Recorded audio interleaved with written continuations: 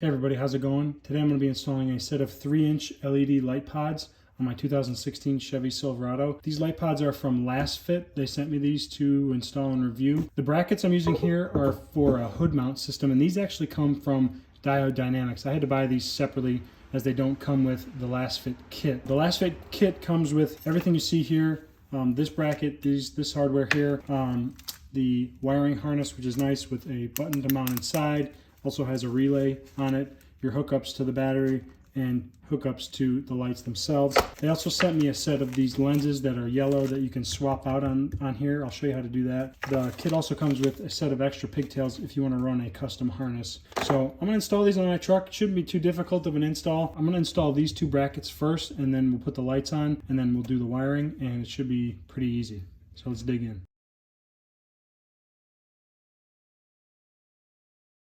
So these Diode Dynamic brackets utilize these two bolts on the hood hardware. You just have to loosen them just slightly so that you can slide the bracket in behind the bolts, and then you tighten the bolts back up, and this part of the bracket sticks out around the top of the hood. So these two bolts are 13 millimeters. You just need to loosen them up just a little bit so that you can slide that bracket in.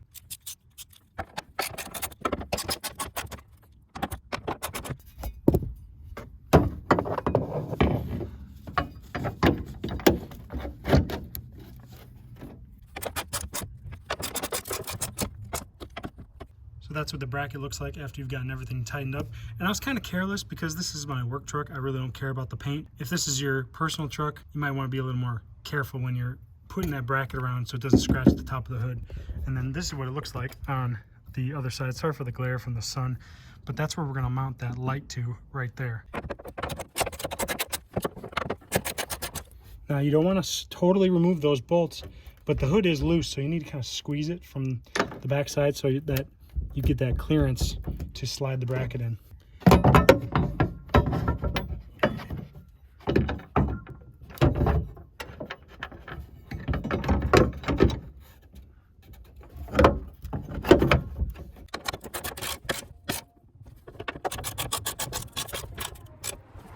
This next sequence of the video is just bolting the LED pods to the Diode Dynamic brackets with the hardware that is supplied. It's not really exciting. The audio from when I recorded this was really bad from wind noise, so that's why I'm just voicing over this. But mounting these to the brackets is pretty self-explanatory. It's not really a difficult or cumbersome process. Just use the bolts that are provided with the flat washer and the lock washer, and then the nut, tighten them up, square up the lights to the bracket, and then you're done.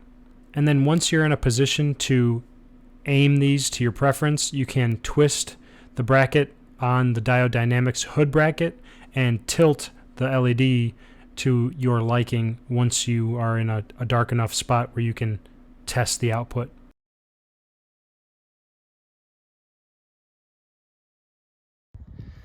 Alright, so I did a bit of work off camera because it was just too tedious to show everything, but I got my relay mounted here to the firewall using just a self-tapping screw. I have not hooked up my power and grounds yet. They're just laying down here. I'm going to have to wait for another day because I got to get going and doing something here. The wire that's hooked up to this passenger side light, I have just zip tied over here, and then the slack, the connector for that one is here, and I have the slack from the harness just wound up and zip tied and stuffed back behind the battery here, so it's just out of the way. And then the other wires that are going for the switch and then the driver's side light, I have zip tied along this factory harness. You can see it there all the way across, and I have that wire coming down from the driver's side light zip tied and connected right there. And as far as the switch wire goes, I have it pushed through the grommet right there. You can see it going in that grommet. That goes into the cab and comes out behind there's like a distribution block inside the cab that has another grommet that can pop out. Then you can fish wires through. There's a little nipple on that grommet there that you have to snip off in order to pass wires through. You can see I snipped it off right where that wire is going through. And then those wires come in, like I said, behind the distribution block underneath the dash. And then you can run your wires to your switch, which I have not done yet. So underneath the dash, this is the distribution block I was talking about. And right there, you can see my wires are coming through. I had to snip the connector off because it couldn't fit through that grommet. And I'm just gonna butt connector these wires to the other end of the harness where the switch is. That should be fine. Now, the grommet is behind this distribution box, and it's kind of a pain, but there's like an inner grommet that actually comes completely out.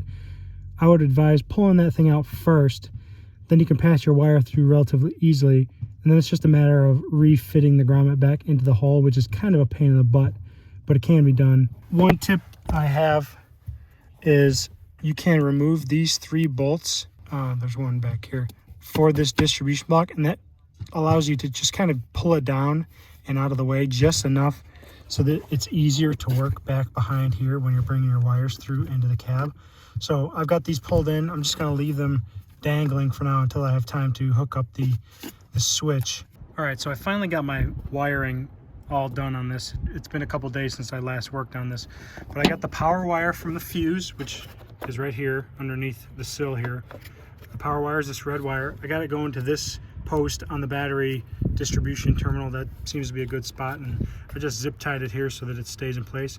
This was a 13mm bolt right here that I just loosened, and then I put the little lead down there, and then I tightened it up.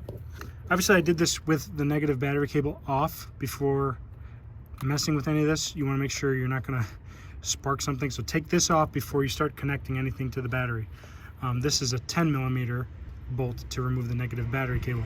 And then as far as my negative for the fuse on the power and the lights, it's going to right here. I thought it was a good spot. It works. Then I just zip tied it up under here.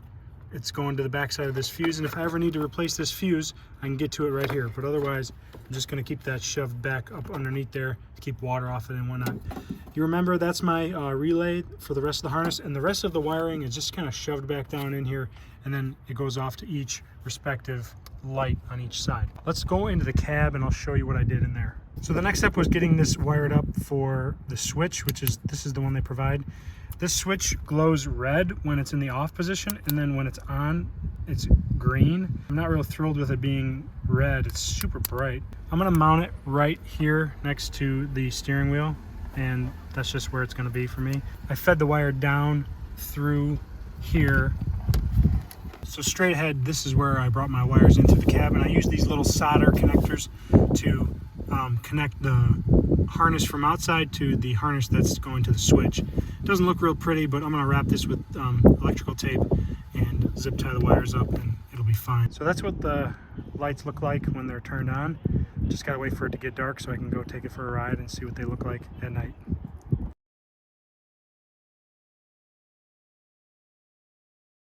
So these do a pretty good job of lighting up the road by themselves, but adding supplement light to your low beams and high beams, I think, is really what they're meant for. You can see here now with the low beams and the high beams really throwing a lot of light out on the road. And you can adjust the Lasfit lights to your own preference of, tilting them up a little more or turning them so they're a little wider, whatever you think is best. But I think they do a pretty good job as I have them. So these lights come in 4 different variations. They have a driving light, a fog light, a spotlight, and a floodlight. The ones I'm using in this video are the driving lights, the ones all the way to the left in this image. So if you want a slightly different beam pattern, you can get one of the other different variations. That's it for this video. Hit that thumbs up, and I'd love it if you subscribe. Stay tuned for more videos. Later.